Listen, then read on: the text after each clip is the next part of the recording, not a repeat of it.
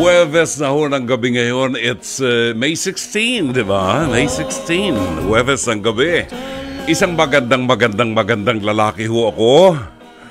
Walang basagan ng trip, ha? Oo, buhay pa yung gumupit sa akin. Oo. Tingin ko kasi mahaba ng buko. Nagpagupit ako kanina. Buhay pa naman siya. Oo, nagpapalakas. Ay, nako. Welcome po sa ating programa, Dr. Love Radio Show. Hanggang mamayang alas 11 ng gabi. Naku, very exciting ang ating episode ngayong gabi. But before that, alam po ba ninyo na meron nanonood sa atin from North Hills, California? North Hills, California. Maraming salamat. Siya po ang youngest sister ni Mama Emma na mama ni Jojo Esteban Serafica. Esteban Serafica. Happy 70th birthday to Mrs. Happy birthday! Ofelia Esteban Enriquez ng North Hills, California. 70 years old na siya. Grabe. Ang swerte nyo. Pero tingnan nyo, magsalamin kayo. Parang 69 lang kayo, ha? Ngayong gabi po, nako, very excited kami na i-present sa inyo ang ating episode ngayong gabi. That's because ang daming mga Pilipino na mga overseas Filipino workers ang mga nanonood sa programa natin. Kahit yung aking mga anak na nandyan po sa Dubai, hindi magtatagal, di may nakaabang yun talaga. Dubai is about 4 hours late. 4 hours late sila. And nakatutok sila para makapakinig, makakuha ng update dito sa bansang Pilipinas. Lalong-lalo na yung mga overseas Filipino workers. Actually, yung isang anak ko, hindi naman OFW. Ang kanyang asawang OFW at saka yung aking bunsong anak ang OFW. Ayan. Ito po ay isang makabuluhang talakayan na atin pong pag-uusapan mamaya. Hatid namin sa inyo patungkol po sa mga bagong bayani. Ito yung mga bagong bayani, yung tinatawag nating OFW, di ba? Mga bagong bayani na nagdadala sa ating bansa ng mga milyon-milyones sa mga dolyares. Ayan. Sino nga ba ang mga itinuturing nating mga bagong bayani? Pag-uusapan po natin yan mamaya. At pag may pa-bonus pa po kami, meron kaming panauhin mamaya na siyang talaga nakakaalam ang pagpapatakbo at mga benepisyo ng araw ng OFW, ng OWA. Overseas Welfare Chubachenes. Ayun. Di ba? Yun. Dating OWA administrator to. Ngayon ang OWA administrator ay kaibigan natin si Arnelli Ignacio. Bago si Arnelli Ignacio, ito muna ang naging OWA administrator na naging malapit sa programang Dr. Love Radio Show at napakaraming mga achievements, napakaraming mga natulungan po ng mga panahon. Alamin natin mamaya, ho. So, kami po ay samahan ninyo at ito ay hanggang alas 11 po tayo ng gabi. Napapakinggan po tayo ngayon sa 92.3 Radio 5 True FM sa buong Mega Manila at sa iba't ibang himpilan sa Luzon, Visayas at Mindanao. In others word, ang programa natin nadidinig sa buong Pilipinas at sa iba't ibang bansa. Tayo rin po ay sabay na napapanood at napapakinggan sa Facebook pages ng 92.3 True FM at ng Dr. Love Facebook page. For comments, messages, suggestions, topics na gusto po ninyong pag-usapan natin sa ating programa, problema na gusto ninyong idulog sa atin, hanapin niyo lamang po at i-follow ang ating Facebook page ng Dr. Love. Maaari din kayo magpadala ng mensahe sa aming email. Ang ating email address ay drloveradio5@gmail.com o dili kaya po ay tumawag kayo sa ating mga hotlines 863-15788 at 863-16674. Kung makita niyo ang ating Dr. Love Facebook page, pakishare din po ang ating live stream ng ating episode tonight. At sa aming pagbabalik, ihahatid po namin sa inyo ang mabuting balita para sa araw na ito ng Huwebes. Ang bilis ng araw. Bukas po, Biyernes na. Di ba? Ngayon po ay ikalabing-anim ng buwan ng Mayo. Gusto ko rin banggitin sa inyo na secret lang po ito. Huwag niyong ipagsasabi. Huwag niyo pong ipagsasabi, meron tayong secret na gusto kong i-share sa inyo. Mapapanood niyo po kami, sa atin lang to mapapanood niyo po kami kung meron kang cable service ng Signal cable service. Hanapin niyo po ang Channel 19, just between us. Huwag niyong ikwento sa kapitbahay niyo, sa atin lang to. Channel 19, mapapanood po ninyo ang mga programa natin dito sa 92.3 Radyo 5 True FM. Tingnan nyo kung gaano kaganda ang kulay ng aking t-shirt na suot ngayon. Parang apple green. Yun. Anyway, yan ho. Pagbabalik natin ang ating mabuting balita ng Panginoon. Pagkain pang-spiritual. Mga salita ng Diyos na nag-iiwan ng pag-asa, kapanatagan at kapayapaan. Pagkain pang-spiritual, hango sa bagong tipan ng banal na aklat. Pagkain pang-spiritual. Narito ang ating pagkain pang-spiritual sa araw na ito ng Huwebes, ikalabing-anim ng buwan ng Mayo, kafiestahan ni San Juan Nepomuceno, St. John Nepomucene. Ang mabuting balita ay matatagpuan sa ikalabing-pitong kabanata ng Ebanghelyo sangayon kay San Juan, talata 20 hanggang 26. Hindi lamang sila ang idinadalangin ko, kundi pati ang mga mananalig sa akin dahil sa kanilang pahayag. Ama, maging isa nawa silang lahat kung paanong ikaw ay nasa akin at ako'y nasa iyo. Gayun din naman, maging isa nawa sila sa atin upang ang sanlibutan ay maniwala na ikaw ang nagsugo sa akin. Ibinigay ko na sa kanila ang kaluwalhatiang ibinigay mo sa akin upang sila'y ganap na maging isa. Tulad mo at ako na isa. Ako'y nasa kanila at ikaw ay nasa akin upang lubusan silang maging isa. Dahil dito, malalaman ng sanlibutan na isinugo mo ako at sila'y minahal mo katulad ng pagmamahal mo sa akin. Ama, sila na ibinigay mo sa akin ay nais kong makasama sa kinaroroonan ko upang mapagmasdan nila ang kaluwalhatiang ibinigay mo sa akin, sapagkat minahal mo ako bago pa nilikha ang daigdig. Makatarungang Ama, hindi ka kilala ng sanlibutan, ngunit kilala kita. At alam din ng mga ibinigay mo sa akin na ikaw ang nagsugo sa akin.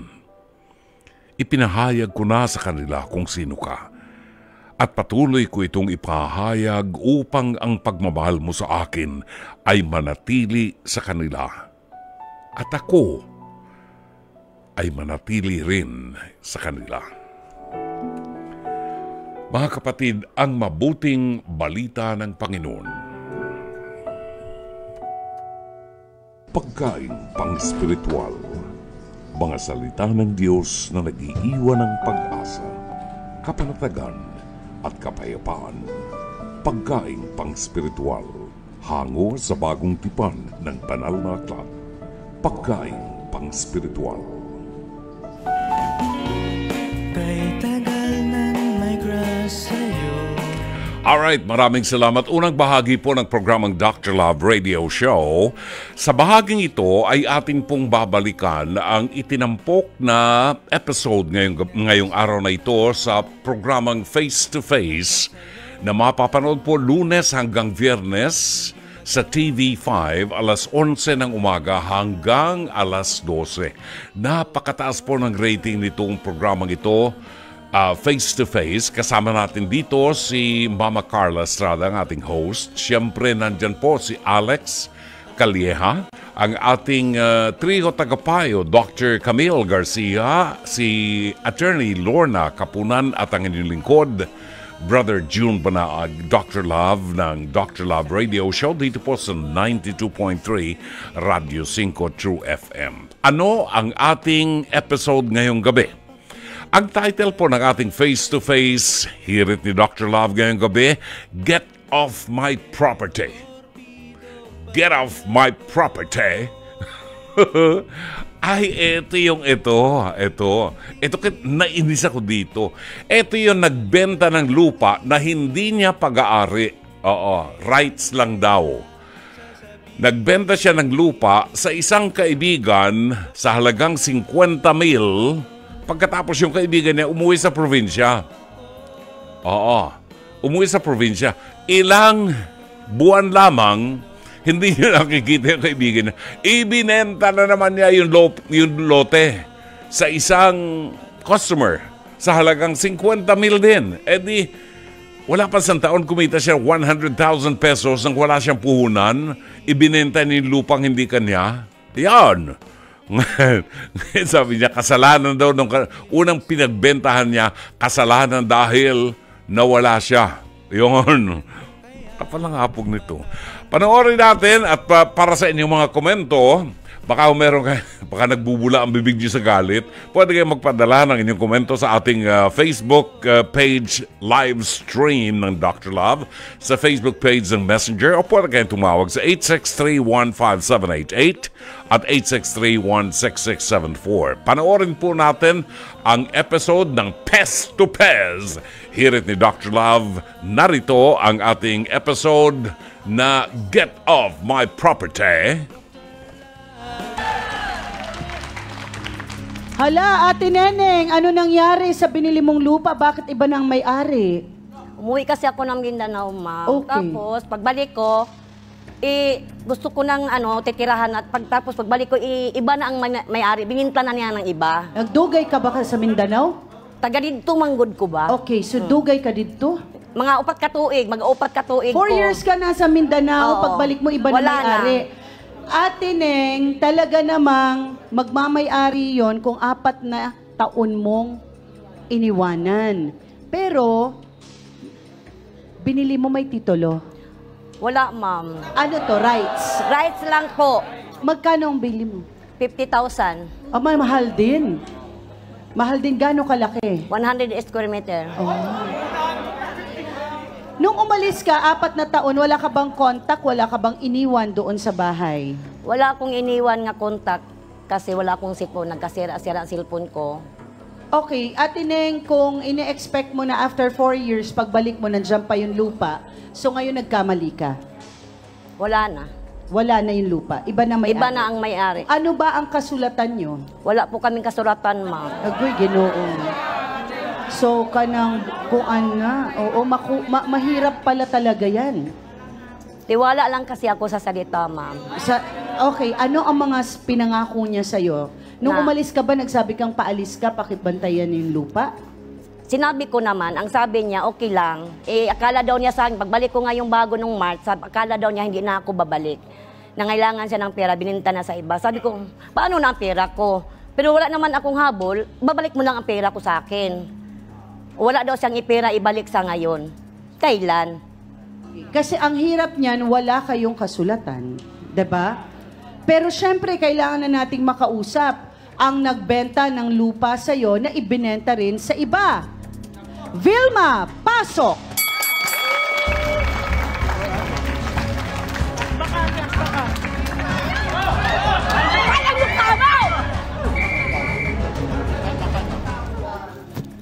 Diretsahang tanong, bakit mo daw nagawang ibenta, Ate Vilma, ang lupang nabili ni Neneng sa'yo? Kailan nabili ni Neneng yung lupa sa iyo? 2020 po. 2020? Opo. So, March 17, 2020. anong papeles ang binenta mo? Wala po. Wala kayong kasulatan lang? Paano mo naging lupa yun? Paano ka nagkaroon ng karapatan, Ate Vilma, na ibenta yun? Rights lang po kasi yun. Matagal na po kami doon. Yung mga ano po doon, nagbibentahan po ng rights. Kaya, nang nagipit po ako, nano ko po sa kanya, bininta. Binenta. Opo. meron bang titulo? Wala po. Paano mo nabenta? Kasi ikaw yung matagal na doon. Opo. So parang inari mo na yung katabi mong lupa, Opo. ganyan? Opo. Kasi po nangailangan po talaga ako. Eh, hindi, pero ganun ba talaga ang kalakaran? Ganun po doon po. Ganyan sa mga Opo. Alam ba ng bagong owner na ito ay nabili na? Bali ngayon po, alam na po. Kaya aayusin naman po. Ano ba ang usapan nyo ni Ate Neneng? Magbabayad naman po ako sa kanya. Uhulog-hulugan ko na lang po. Kasi yung lima, Kaso yung... Paano na ako? Kung pahulog-hulugan mo ako, Mindanao ako niya dito, paano yan magbayad mo sa akin? Kung hulug-hulugan mo. Kasalanan mo kasi, Atining. Paano ako maging kasalanan? Tiwala ako sa'yo. ilang Kasi taon- mga matanda na tayo. Ilang taon po kayo nawala? Tiwalang-tiwala lang ako sa'yo, 4 Ben. na taon po kayong umalis. Kung tao ka nga ikausap, kahit wala ako nakita ilang taon, kung iniisip mo nga ang pera kung nabigyan sa'yo, kinain nyo sa mga anak mo, dapat ingatan mo yun. Nagipit ako noon, tapos bigla ka nang wala. Kasalanan mo yun. Pinabayaan mo yung nakatiwangwang ilang taon. Kahit na iniwan ko, kahit 10 taon o 20 taon, buhay pa ako, kailangan iingatan mo kasi iisipin mo, kinain sa pamilya ko to, kailangan hindi ko na lang galawin yan. Hintayin ko mabalik ang nakabili. Wala ba kayo naging komunikasyon ni Ate Neng? Wala po. Hindi ka Siniraan. nagtanong kung nasaan siya? Wala po, hindi na po siya napakita. Siniraan niya na po ako. Pagdating niya, siniraan niya na ako, siniraan doon sa lugar namin. Hindi sira yon, kundi tinatanong ako sa mga tao, paano na yung luti mo dyan nabili? Nabinta na ng iba. Oh, ngayon, ang sabi ko, bakit mo ibininta? Gipit ako sa pera atin, ibalik ko lang sa'yo dahan-dahan. O paano uuwi ng Mindanao, dahan-dahanin mo ako?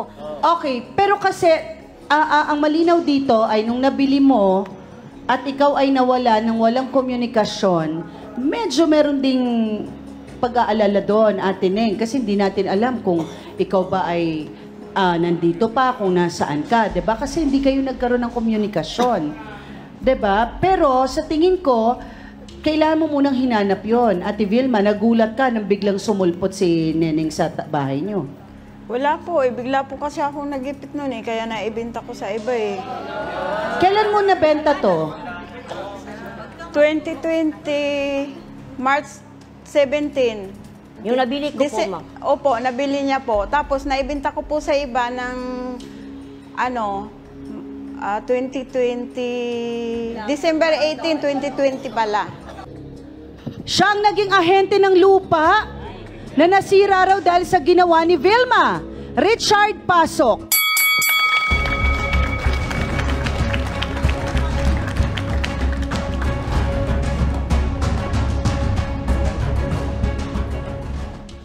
Richard, nagalit ka daw kay Vilma sa ginawa niya. Opo.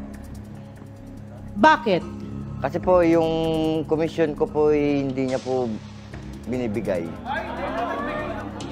Eh, kanino ka nangumisyon? Ay, kanino ka nag-ahente? Kay Ate Neneng? Opo. Bali, Ikaw yung kinausap niya ahente. rin niya po Buong ako na 50 binigay mo? Opo. Hindi ka- Binigay po ni Ate Neng sa kanya. Okay, tas wala ka nakuha. Opo. Wala siyang nakuha? Wala po siyang binigay. Bakit?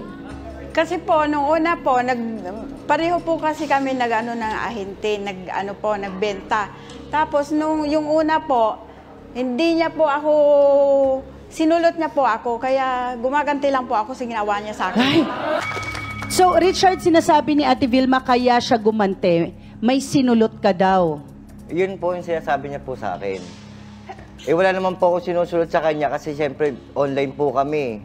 Mayroon po kami kinakausap ng mga customer, mga may bibili na lote, rights. Sinasabi naman po namin sa mga client namin Hindi totoo yan. rights lang po yan. Kinakausap mo yung kinakausap po. Tapos Hindi ganun meron nga ginawa akong mo. customer Hindi po yun. Meron nga akong customer, Hindi kinausap yan, ko hindi totoo yan. Hindi ako Tapos ganyan, sisiraan mo ko. Oh, di ba? Okay, so ang sinasabi ni Ate Vilma ay may kinakausap ka rin ng mga kliyente. Oo. So parang nagkakasulutan na nga kayo. Yun ang niya. Kasi syempre, yung buyer, dumirekta rin sa akin. Hindi ko naman sinasabi na, ay, huwag ka dyan kumuha. Kasi isang lugar lang naman po yan eh. Okay, pero pag dumidirekta sa'yo, ini-inform mo ba si Ate Vilma? Or para sa'yo talaga yun? Sa akin lang po talaga. Okay. So sa tingin mo ba, Ate Vilma, dapat pa siyang bigyan nung kanyang parte? Hindi ko po talaga siya binigyan, ma'am. Kahit mga lang, kahit 5, wala eh. Hindi ko po talaga siya binigyan kasi yun na nga po nang nangyari. Sinulat niya po ako dun sa isang buyer ko. Kasi ang concern natin dito, si Ate Neneng kasi, binigay lang sa kanya yung share ng nanay niya dun sa nabentang lupa. Ngayon, ibinayad yun sa'yo, Ate Vilma. Opo. Para yun sa mga anak niya.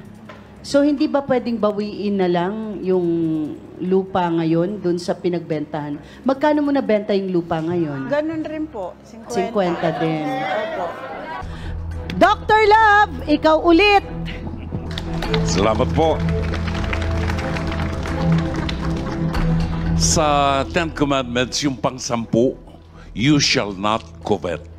Ano yung covet? Huwag kang mag-interes sa bagay na hindi sa'yo. Yan. Parang pagnanakaw yun eh. No?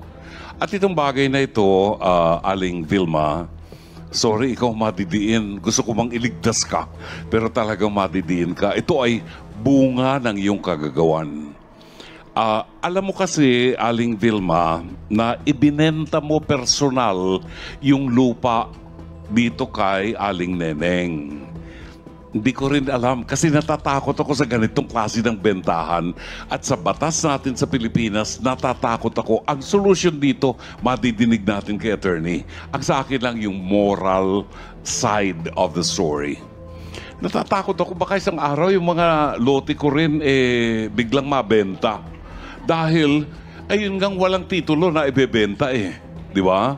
Ang masakit dito, Aling Vilma, tinanggap mo yung 50 mil ni Neneng. Pinakinabangan mo. Kinain ng mga anak mo yung 50 mil. At wala pang isang taon, ibinenta mo na naman kay Myra. Obvious na obvious, masama ang intention mo. Huwag mong sabihin sa akin na magandang intention. Masamang intention. Wala pang isang taon, binenta mo na. Hindi mo lang nakita yung anino ni Neneng. Sinisi mo na siya. Kasi nawala ka Pakialam mo. Binenta mo sa akin yun Tinanggap mo yung bayad Bakit binenta mo kaagad? In a year's time, within the year. Maging aral sana sa'yo, Vilma, na ang ipakain natin sa pamilya natin, yung pinaghirapan natin. Huwag tayong pumari sa iba dyan na may kapangyarihan. Mangwawalang yan ang iba. Ipakakain mo sa anak mo. And I'm telling you, pag ganyan ang ginawa mo, yung ugali mong yan, mamanahin ng anak mo. Magbebenta rin ang anak mo ng bagay na hindi kanya. So, ang solusyon ito kay attorney sa kanyang pagbabalik. Salamat, Mama Carla. Maraming salamat, Dr. Love. Walang Brother anuman Jun- sa iyo, Mama Carla. Maraming salamat. Ito malinaw na malinaw po at sana maging aral sa atin. Pag hindi atin, wag po natin pakialaman. Wag niyong ibenta. Ito masama kasi alam niya, siya nagbenta. Unang buyer niya, si Aling Neneng. Nawala lang sa mata niya si Aling Neneng, ibinenta na niya uli. Di talagang masama intensyon. Nako, maswerte ka, hindi lupa ko na ibenta mo. Kung lupa ko na ibenta mo, maghahabulan tayo hanggang impyerno. Ay nako, kung ano man hong komentaryo meron kayo at nasa isip nyo po na whatever message you have, maaari po ninyong ipadala yan sa ating Facebook page ng Dr. Love sa ating live stream or sa Facebook page ng Dr. Love sa messenger natin or pwede kang tumawag sa 863-15788 at 863-16674. Babalik ang palatuntunang Dr. Love Radio Show alas 10:05. Alright, ang ating oras alas 10:21 ng gabi ngayong Huwebes. Alam niyo ba na sa pinakabagong datos mula sa Department of Migrant Workers, meron pong na-deploy ang Pilipinas na ganito karami ang mga Pilipino. 2,330,720 na land at sea-based migrant workers. At ang mahigit 2 milyong bilang na ito, ang tinutukoy po nating mga bagong bayani ng ating bansa. Ngayong gabi ay inaniyahan po natin ng isang matagal ng kaibigan at maraming pagkakataon na po na siya ay nakatulong sa ating mga kababayan. Makakasama po natin ang lubos na nakaalam sa journey ng ating mga OFWs. Nagsilbi po siya ng mahigit 3 dekada sa ating mamayang Pilipino. Tubong Guagua, Pampanga, Maya Pabengi, kaya kung ang Kapampangan, masarap magluto mga Kapampangan. At sinasabing wala pong makakapantay pagdating sa pag-asikaso sa mga pangailangan ng mga OFWs. Live po sa ating programa, makakasama natin, kung tawagin ko si Ate May, si dating OWA Administrator Carmelita May Dimson, dating Overseas Worker Welfare Administrator, at matagal ding nagsilbi bilang Deputy Administrator of the Philippine Overseas Employment Administration. Graduate din po siya sa UST. Di Dominican, di ba? Ate May, magandang gabi sa iyo and welcome. Magandang gabi, Brother June. Tagal natin hindi nagkita, no? Oo nga, 10 years yata, mahigit. Tagal, oo. Magmula nang nawala ka sa limelight sa OWA, di ba? Ang pumalit sa'yo ngayon ay si Arnelli. Yes, diba? Arnelli. si Arnelli. Very active din si Very, Arnel. very active. Nakikita ko pag mayroong mga problema sa ibang bansa, lumilipad ka agad ang Arnel. He's everywhere. Oo.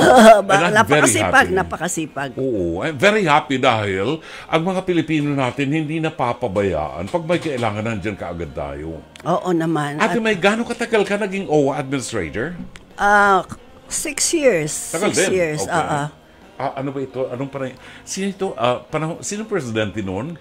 Ang nag-appoint sa akin si President Gloria Macapagal. Oo. And then, umabot ako kay President Noynoy Aquino. Noynoy Aquino, oo. Noong mga panahon na yun, talagang takbuhan namin sa radyo. Pagka meron kaming informasyon, tulong na kailangan sa OWA, ikaw ko agad ang tinatakbuhan namin.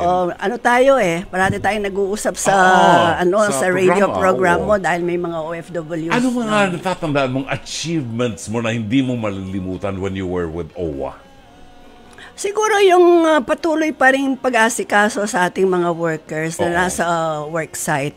Kasi madalas kaming nagbibiyahe noon para tignan yung kanilang mga kondisyon at nakikipag-negotiate kami sa mga bansang kanilang pinagtatrabahuhan for better terms and conditions of work. Itong mga nagdaang panahon, meron tayo mga nadidinig sa Kuwait, lalo na sa Kuwait, yung mga pagmamaltrato sa mga Filipino workers. Pero merong aksyon na ginawa ang ating gobyerno rito. Pansamantala, sinuspend yata nilang pagpapadala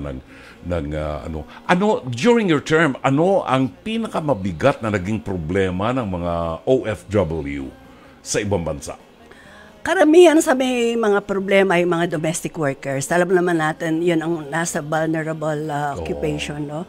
Marami tayong mga problema sa kanila, lalo na yung mga pagmamaltrato, abuso, no? And it's more of the domestic workers nga.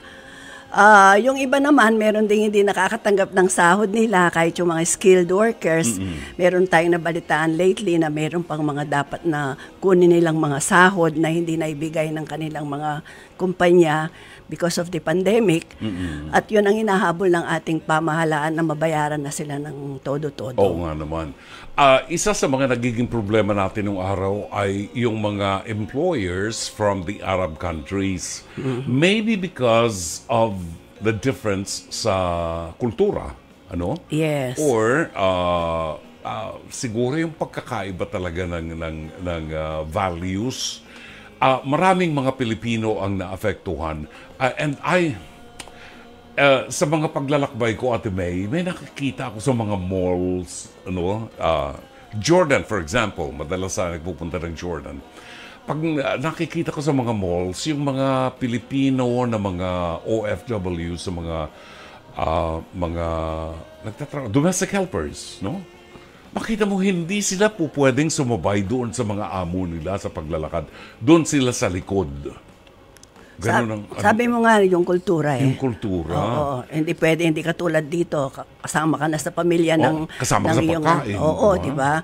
Doon talagang yun ang, kaya bago pa sila umalis dito, Brother June, kailangan talaga silang i-orient Oo. doon sa kultura ng pupuntahan nilang bansa, lalo na nga doon sa Middle East countries. Oo, yung expected na nila kung anong asahan nilang maaari Para hindi makita. sila magkaroon ng shock. Di ba? May tinatawag tayong culture shock, culture no? shock. So, Nakakalungkot lang, bilang isang Pilipino, pag nakikita ko, alam mong Pilipina yung yung domestic helper.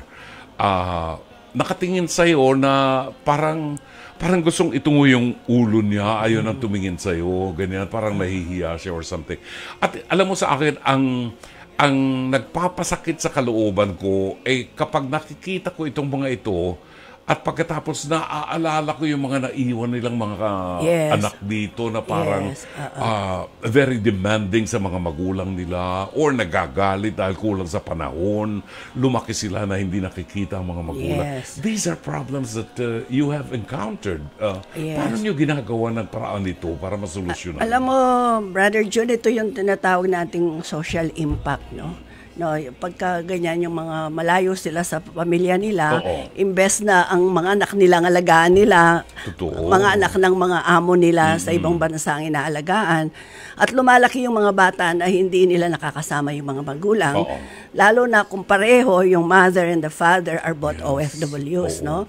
And of course, yung stress na naramdaman nila pag nasa household na sila. Remember, this is a foreign household na hindi sila sanay na makihabilo o makisama sa mga anak ng kanilang mga employer. Kaya alam mo, isa sa mga advocacy ako ngayon, kahit wala na ako sa public service, nagkoconduct ako ng worker education. Ito yung tinatawag namin stress management. Ay, kailangan yan. Importante yan. We subject them to workshops para alam nila kung paano sila makakope sa mga stress na nararamdaman nila doon sa household. Kasama ba sa mga workshops, Ate May, yung mga kamag-anak, mga anak ng mga OFW, para malaman nila yung sitwasyon, hindi masyadong demanding para sa kanila na, you know? Unfortunately, hindi pa natin na-expand yung ganong klaseng seminar. Pero magandang magandang idea yan, di ba? Pwede nating... Kasi napapanood din natin, Ate May, sa mga pelikula, sa mga nakakausap natin ng mga anak ng mga kagaya ko sa face-to-face na expose ako sa ganyan. Yung mga kamag-anak, mga anak ng mga OFW, sumasama ang loob sa mga magulang. Wala kayong panahon sa amin. Wala kayong pagmamahal sa amin. You know, lumaki kami na wala kayo sa buhay namin. Things like this. Pero hindi nila alam, sila ang dahilan kung bakit nagpapakahirap, nagsasakripisyo itong mga magulang nila. So, palagi ko dapat din itong mga anak ay mabigyan din ng panahon na debriefing ba or something. Oo. Siguro nga ngayon yung Department of Migrant Workers natin, di ba? Meron din silang mga ganong seminars, pre-departure orientation. May tinatawag din silang pre-employment orientation seminar. Siguro yun, kailangan palawakin talaga. Palawakin pa. DMW, naalala ko to. Nalulungkot ako pag naalala ko si Susan Ople. Oh, yes. No? Isa sa very active, talagang matulungin yan, si Susan Ople. She really goes out of her way para makatulong, no? So ngayon, wala ka na sa government service, pakukuya-kuya-kuy ka na lang sa bahay. Anong pinagkakaabalahan mo ngayon? Nanonood ng face-to-face. Kasama ko na mga nagagalit, ha? Nakikinig lang Dr. Love. That's di ba? Nice. Di ba? Then I have some few consultancy work naman. Okay. You will be celebrating your birthday on May 31, right? Naalala mo pa. May 31 ang birthday ni Ate May Dimson. At meron siyang malaking project ngayon na gaganapin. Maglo-launch kaya ata ng isang libro. Is this, ito bang mga pinagkaabalahan mo? What's in the book? The book is entitled OFW Achievers, Stories That Inspire. Okay. So, ginawa ko itong libro na ito, Brother John, dahil gusto kong maka-inspire ng mga OFWs. Ano ba ito? English ba ito? Tagalog? May halong Tagalog. Taglish. Okay lang yan. Okay. Yung mga English na sentences doon, tinranslate namin sa Tagalog para maintindihan. Kasi Or vice versa. Oo. Karamihan yung mga bibili niyan ay mga OFWs, mga Yes. kamag-anak ng OFWs. Oo. What's in the book now? Ito ay istorya ng 22 OFWs na in-interview ko. Nanggaling sa iba't ibang bansa kung saan sila nagtatrabaho. Iba't ibang posisyon o trabaho na ginagampanan nila or ginampanan nila. At ang istorya ng buhay nila magmula nung umalis sila hanggang sila ay makabalik. Okay. Or magmula nung sila ay pinanganak, anong naging buhay nila dito sa Pilipinas, at ano yung nag-push sa kanila to go abroad. And they set their goals and they were able to achieve their goals. That's very nice. Kaya sabi ko nga, achievement ito sa isang OFW na nagpakahirap para sa pamilya. Napakaganda ng mga istorya nila, Brother Junek. Pag binabasa ko nga, pag nakikita ko na yung summary, ako mismo naiiyak ako. Oo. Kasi yung mga goals nila, kahit sabi nung maliit na goals, mababa, sabi nga nila, they're high and low goals. But these people that I interviewed, hindi naman talaga malaki yung kanilang mga goals, but they were able to achieve them. Yun ang mahalaga doon. Mahalaga na-achieve nila. Parang nakikita ko dyan yung talagang hirap ng mga OFWs natin, ano? Yes. Isa sa mga kinukwento ko sa mga kaibigan ko pag may nagtatanong, Brother John, kailangan ba kaming umalis ng Pilipinas para makapagtrabaho o para maiangat ang buhay? Sad to say, I'm just being honest, sinasabi ko doon sa mga Pilipino, kung may pagkakataon po kayo, lumayas kayo sa Pilipinas. Kasi ang hirap umangat ang buhay natin dito. Andun ang pag-asa natin. Kaya lang, ang sinasabi ko, Ate May, I don't know if you'll agree with me. Kahit doon sa mga manugang ko na nasa Dubai, sabi ko, mag-set kayo ng date, mag-set kayo ng goals. Reach for the stars. Reach for your dreams. Yes. Pero kinakailangan, huwag niyong pangarapin na maubos niyo ang dolyar sa Dubai dahil hindi niyo kayang gawin yon. Yes. Kailangan makabalik kayo sa pamilya niyo para mabuo niyong pamilya. Oo. Ganun na ganun dapat nga yung alam ng ating OFW. And mabuti na lang itong aking mga na-interview, ganun yung pananaw nila. At ang alam nila, at alam mo ang magandang noteworthy about these subjects, ang lakas ng faith nila, no, sa God, Yes. kay God. And then they're very family oriented. Oo, nakafocus talaga yung goal nila sa pagpapabuti ng kalagayan ng kanilang pamilya. There are instances, Ate May, yung mga nakakausap ko pag ako'y dumadalaw sa mga manugang at anak sa Dubai. Alam mo sa Dubai, parang nasa Divisoria, di ba? Pumunta ka sa mall, ang daming Pilipino. Kumain ka sa restaurant, ang daming Pilipino. So, nakakakwentuhan ko. And may goal sila na makapagpatapos lang ng anak. Yes. Pero, kadalasan daw, Ate May, hindi agad sila makabalik dito. Kasi, naghahanap sila ng pagkakataon para maiangat ang buhay ng pamilya. Napagtapos yung anak, pero paano pag-uwi nila? Ganun pa rin, barong-barong pa rin yung kanilang... Kulang pa. Kulang pa. So, kahit ilang taon pa sila mananatili dun sa bansang yon, gagawin nila kahit additional sacrifice. That's right. Because they still want to achieve more. So, itong katulad ng sinabi mo, yung education, yun ang nagiging common denominator ng ating mga subjects, yung mabigyan nila ng magandang edukasyon yung kanilang mga anak.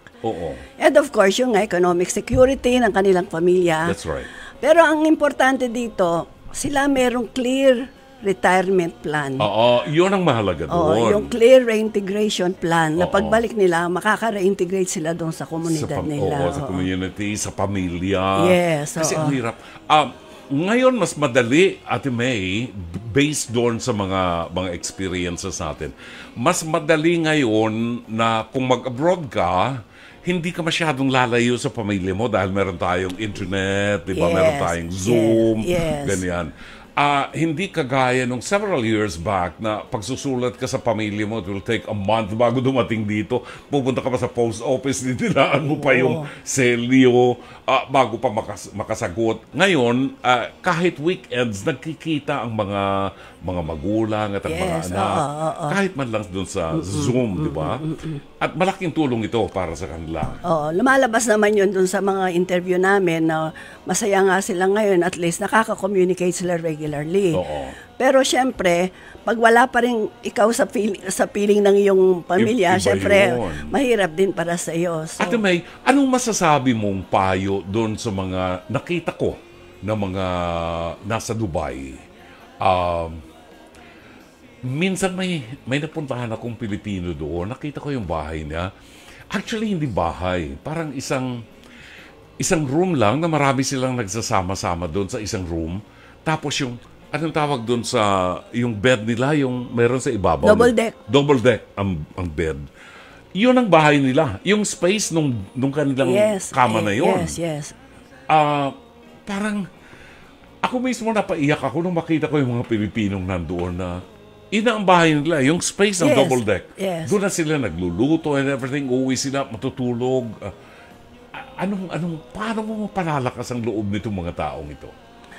Ang sinasabi nila, yung mga na-interview ko, kahit hirap na hirap sila, nandun pa rin yung courage and their determination to stay there dahil gusto nila na makabigay pa sila ng magandang kinabukasan para sa pamilya. So, foremost in their mind is the family Oo, totoo yan. Yung sabi mo nga na yung maliit na espasyo na yun, their flat is very small, tapos naka-espasyo lang ng maliit. Sabi nila, nagsasakripisyo sila. Totoo yan. As a matter of fact, yung iba, nag-overtime daw, para pagdating nila doon sa espasyong yon, tulog na Tulog sila. na lang. Pagod na sila. Oo. What about ito nangyayari ito kahit sa mga Muslim populated areas. Napakahigpit kagaya sa Sharjah sa UAE. UAE. Bawal na bawal doon ang mag-live-in ang hindi mag-asawa. Oh, yes. Naku, meron silang paraan para mahuli ka doon. Ano? Yun ang tawag nilang love case. Oo. Minsan natutukso rin ng mga Pilipino sa tagal ng panahon. At tao rin naman na naghahanap ng pagkalinga, ng init ng katawan. Anong ginagawa ninyo sa OWA para mapaliwanagan itong mga taong to? At stake na rito ang moral values sa mga tao. Yes, that's part of the value orientation na binibigay. Pero, Brother June, kahit ano naman sabihin mo sa kanila, pagka naman sabi mo, natutukso di ba? Pero ang sinasabi natin sa kanila, yung love case na yan, napakahirap na tulungan sila pag sila'y napunta sa ganong klaseng sitwasyon. Kasi wala kang magagawa doon, talagang ikukulong sila So, ang parating paalala sa kanila, be faithful to your spouse. No, alalahanin mo yung pamilya mo, yung mga anak mo. Huwag ka namang gagawa ng gano'n na later on you will regret. Baka mo yun? Baka natutukso dahil sa absence, yung wala na yung komunikasyon, you don't smell, you don't see, you don't touch, you don't feel it, you don't, di ba? Kailangan, that's a problem with long distance relationship, yung ganyan, yung madaling matukso. Pero sana nandun yung Diyos sa inyong puso na makita ninyo yung kahalagahan ng ating pamilya na huwag sirain ang pamilya natin. Yeah. Pero alam mo, Brother June, I think 4 or 5 of them ang nagsabi na, number 1, be faithful to your wife. Maging ka sa mga anak mo. Maging ano ka sa kanila, wag mo silang ipahiya na ang kanilang tatay o nanay ay gumawa ng ganitong hindi tama, kasama diba? rin ito sa libro. Yes. Nandun sa mga sinasabi nila. 22 cases ito. 22, oo. Ang sabi pa nila, pag ikaw ay nangihina na, tumawag ka lang sa Diyos. Andun pa rin yung spirituality Yes, ng the spirituality. Oo. Kaya nga yung sabi ko, yung common denominators, yun yung faith in God, yung kanilang determinasyon, yung love of family, that keeps them going, yung love of the family. This is a very interesting book.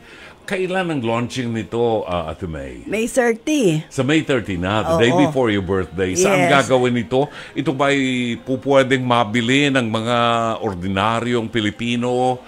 Saan ang launching?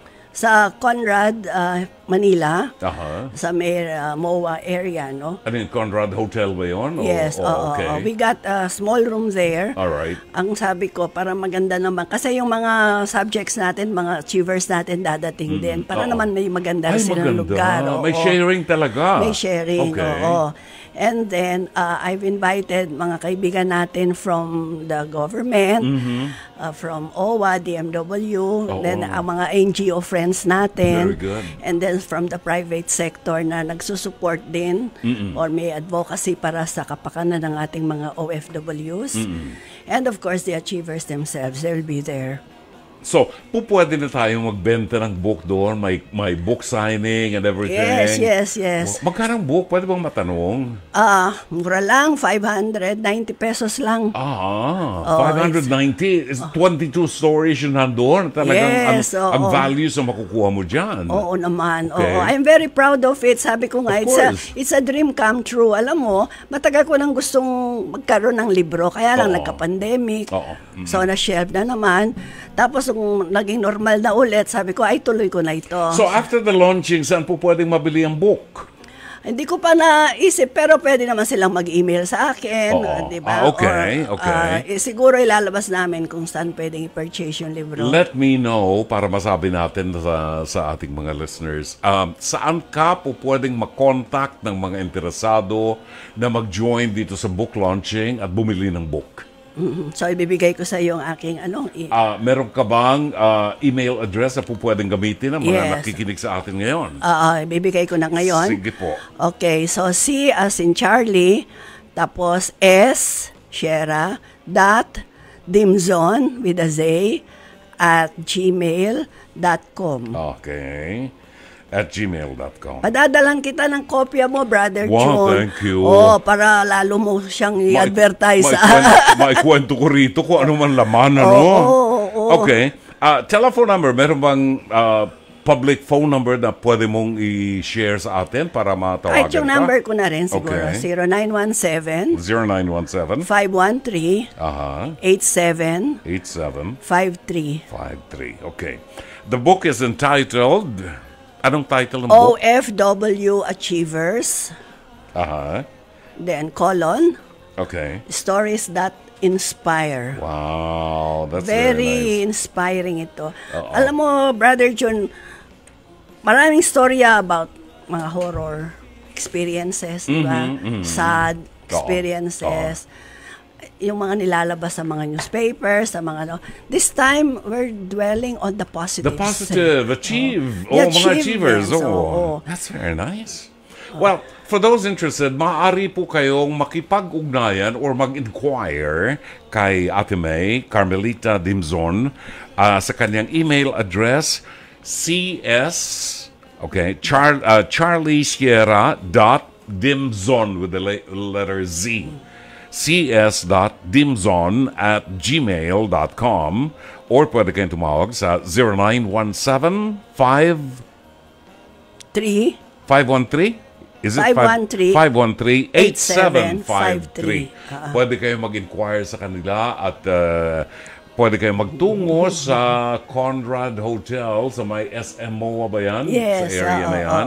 On May 30, magdala na rin kayo ng bulaklak dahil birthday ni Ate May the next day. Ikaw na mag-invite, Ate May, sa mga listeners natin. Oo, sa mga interesadong those who are interested to read stories that are inspiring, motivational, ay hanapin lang ninyo ang aking libro na may pamagat na OFW Achievers, Stories That Inspire. At I can assure you, you will be inspired. It's a paperback edition. Paperback, Oo. Wala pa tayong pera para lumabas ng mga hard copy, mga diba? hard cover. Hardbound, no? So, makakakuha ho kayo doon sa binigay na numero ni Brother June. At sabi ko nga, I can assure you, you will love my book. This will be on May 30, 2 p.m. to 5 p.m. sa Conrad Hotel. You can get in touch with Ate May Dimson, 0917-513-8753. Maraming salamat. Ate May babatiin ka dyan mga Ang sabi nila, nakikinig sa ito ay mga tagahanga mo. Every night nakikinig sila. Wow, salamat ito, po. basahin mo daw. Ako na babasa. Gusto nila ikaw ang babati sa kanila. Oo. Binabati po natin ang mga kaibigan natin at mga Yan mga pamilya namin. pamilya ni Ate May. Nasa Vancouver. Sa kapatid niya sa Vancouver at sa Los Angeles, California, sina Mila Ferrer, Christine Ferrer Nero, at saka si Aya Nero. Yan ang pamilyang parating nakikinig sa'yo gabi-gabi Saan daw. ito? Sa Los Angeles to? Ito mga Ferrer, mga Nero. Hindi, dito lang sila. Dito lang. Oo, Okay. oo. Ay, yung mga kapatid niya sa Vancouver, Canada, at saka sa Los Angeles, binabati ho natin magandang gabi at maraming salamat po sa inyo. Ate May, iwanan mo na ito, papatingin ko ulit bukas. Thank you so much, Ate May. Maraming salamat. Dakal ng salamat at Maya Pabengi. Maya Pabengi, Brother Joe. Nagluluto ka pa ba? Hindi ako marunong magluto. Sa lahat ng Kapampangan, hindi At marunong least, magluto. diyan ka nakatira sa malapit dito. Oo, Marami kang eh. makakainan dyan. Oo. Basta pinapanood kita Thank you. sa face-to-face, ha? Talaga, maraming salamat. Maraming life lessons, no? Oh, yes. Akala ko nga, marami na akong alam. Pero when I heard the stories of people na ibang pananaw, ibang values, iba ang... Sabi ko, marami pa akong hindi alam and I learned a lot from them. Yes. I learned a lot from them. Nag-iiyakan nga kung minsan. Talaga. Thank Okay you. po, good Naging night. panauhin Good po night natin po. ang ating kaibigan, si Ate May Carmelita Dimson, dating OWA Administrator. Isa sa mga takbuhan po ng programa natin noong araw, at takbuhan ng mga Pilipino noong mga panahon na yun. I'm very glad si Arnelli. Sorry, pero magkakaibigan kami niyan. Kaya Arnelli, tawag namin sa kanya. Ignacio, no? Is very active also. At parang si Ate May, pag may nadinigin na problema, talaga tatakbo yan. At tutulungan po ang mga OFWs natin. Bating ko na rin. Hi, Arnelli. Oo. Hi, Nelly. I hope you're listening. Kumakanta yan. Ay, galing Magandang kumanta. yan. Oo. Galing, oo. Haman siya, isang araw, igigas natin yan. Maraming salamat. Thank you. Magbabalik po ang programang Dr. Love Radio Show. It is now 10:48. Ay, naku, maraming salamat po. 10:51. We still have 9 minutes before 11 o'clock. Comment ito ng ating mga listeners sa ating pong Pest to Pez, hirit ni Dr. Love. Sabi ni Shari Picho ng Seattle, Washington, super talaga itong si Aling Vilma, nakakagigil. Talagang nasa intention niya bang scam sa kapwa at nabenta niya ulit yung lupa ni Aling Neneng in a short span of time. Baka nga may marami pa itong mga kachorbahan na niloko. Magbago na kayo, Aling Vilma. Mamuhay kayo ng marangal. O, di ba? Ito si Lynn ng Brussels, Belgium. Bakit may mga taong balasubas? Nangyayari po yan sa akin. Binenta ng kapatid ko ang isang lupa namin sa Palawan. Ginawa ng fake documents ng kapatid ko. Relate ako dyan. Di ba? Nakakainis talaga. Yung karapatan mo na tinapakan ng iba. Nakakainis, di ba? Meli Peñaranda ng Tuktukan, Taguig City. Magandang gabi at happy listening. Amadeo Giorgio Gonzalez, buwabati po, buhat sa Davao City. At ang kanyang mga kamag-anak at kaibigan sa Los Angeles, California. Good evening, buhat kay Maria Cristina Relos ng Binangonan, Rizal. Aba, ano nangyari doon sa kaibigan natin niya kay Baby sa Binangonan? Hindi na siya nagte-text ngayon. Mercy Colima Dayday ng Dolores Eastern Samar. Engineer Mercy Santos ng Pasig City. Magandang gabi, Pards. And Lance Abilion ng Sampaloc, Manila. Maraming salamat po sa inyo. And ang ating oras ay ganap ng 7 minutes before 11 o'clock. Orchestra. Nako, wala na ho tayong time. Mag-aalas 11 na ng gabi at panahon na para tayo magpaalam sa inyo. At gusto ko nating pasalamatan ng lahat ng mga patuloy na nagtitiwala sa ating programa. Maraming salamat po sa inyo. Sana po ay naging makabuluhan ang isang oras at kalahati ng ating pagsasama. At muli po tayo magbabalik bukas ng gabi alas 9:30 hanggang alas 11 ng gabi. Bueno, sa ngalan po ng ating mga nakasama sa buong production, ang ating General Manager ng Nation Broadcasting Corporation, si Mr. Raul de la Cruz, ang ating Production Manager Alvin Maanyo, Cherry Baile, ang ating Operations Manager, ang ating mga producers, Jen Ganda Morales at Mike Santillan, Direct Sheikh Mamaril, at si Technician Rome Ortigas, ang ating PA at Avid Operator Mike Mulay-Og. Ito po naman si Brother June Banag, pansamantalang magpapaalam. Magandang gabi. Maraming salamat. Shalom Alaikum.